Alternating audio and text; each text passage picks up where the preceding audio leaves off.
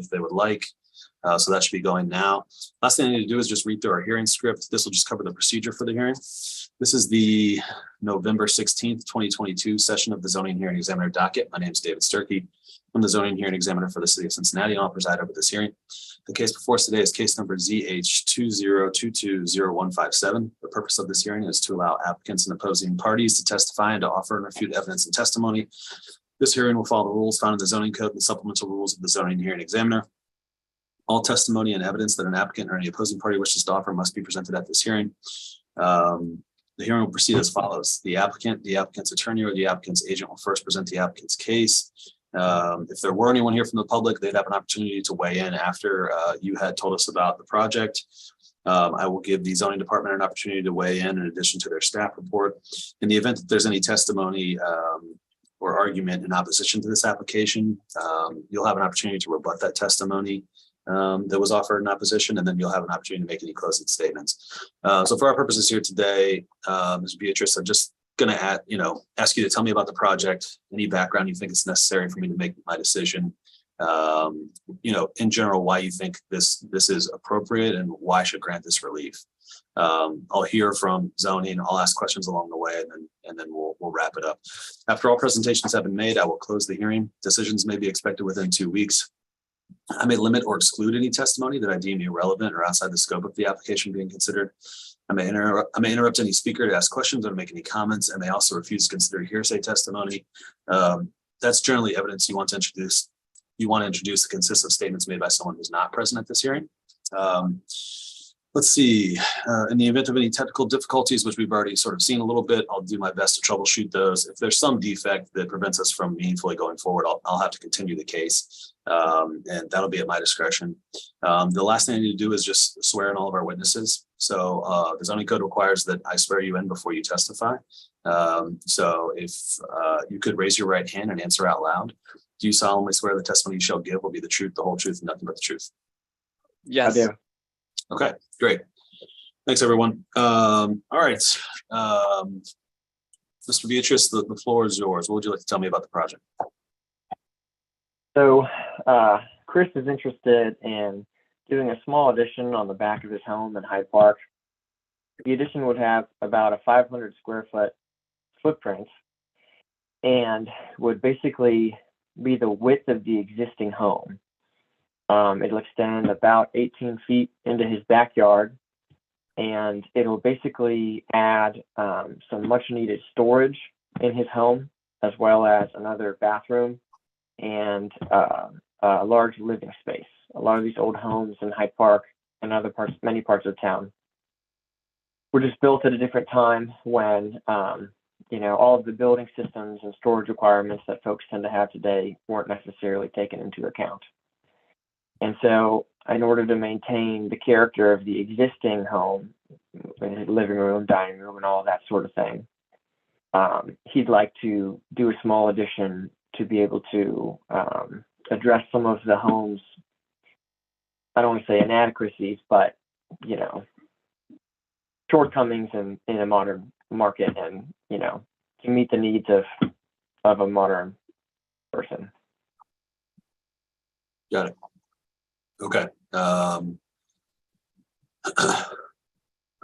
Okay, just a couple of questions. You said that the width will be the same as the existing house, correct? So it won't extend the existing setbacks on the house? No, that is correct. It'll match the width of the existing house at the back of the house. So there is a bay window on the driveway side. It won't protrude that far. It'll match the existing walls at the back of the house. Got it. Okay. And do you think, well, how far back into the rear yard will it go, or how deep is it? It'll extend about 18 feet. Okay. And I think it's a pretty good sized lot. I know that there's still enough room to put in like a big patio and a garage in the backyard, which he may try to do at some point down the line. So it doesn't encroach at all upon his, back or his rear property line. There's a lot of room back there. Gotcha. Okay. And I mean, do you think that the the extension of the house towards the rear, do you think that will impact light or wind or anything like that for adjacent property owners? No, I don't think so. Both of the adjacent homes have had similar additions done, actually. And neither of those residences have any issues. You know, neither of those additions have created any problems for any of the other neighbors. So I can't imagine why this would be any different. Gotcha. Okay. Anything else right now? No, I don't think so. Okay. Wes, do you want to weigh in here? No, not really. I mean, this is a fairly common scenario where they're extending the existing facade along the side lot line that's not conforming, but the design and functionality is enhanced by having the, having the facades match versus jogging it in. So just highlight that. Gotcha. And I'm looking through the materials now.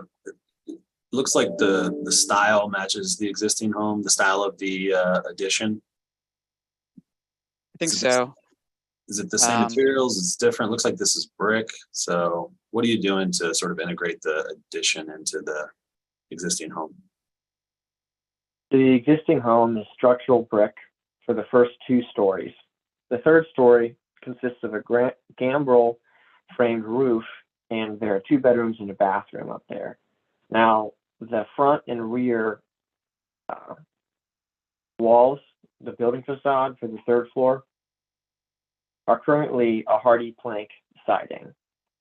So the addition will have that exact same color and siding product on it. So the addition will basically match the siding that's on the 3rd floor of the home. Okay.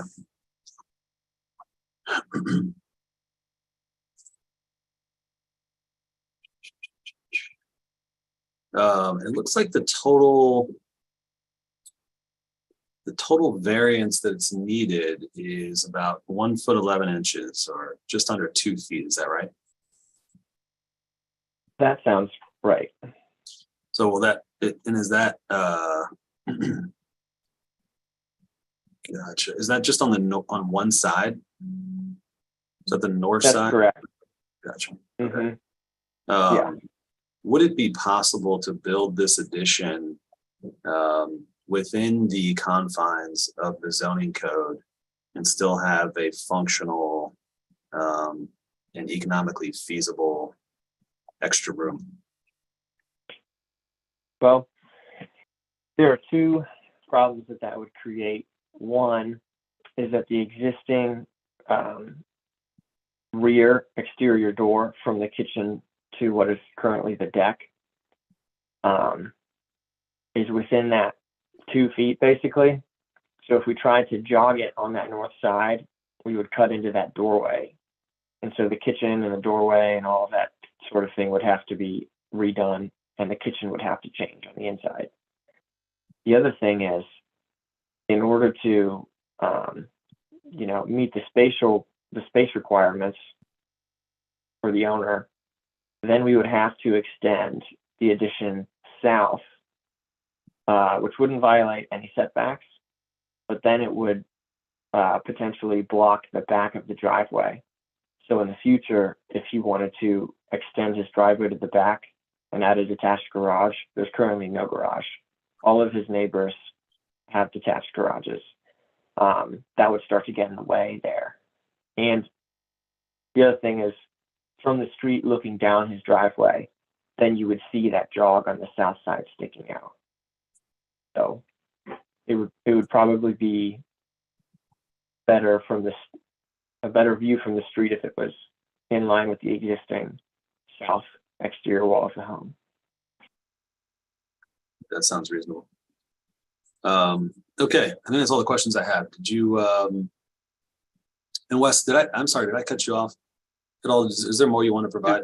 No, I mean, Okay. the total setback is conforming, just that the one side was the variance request. Gotcha. Okay, thanks. All right, anything else, Mr. Beatrice, in closing or otherwise before we adjourn? No, thank you all for being here. Thank you. Thanks for your time and your testimony. I've had a chance to review the application materials, review the staff reports.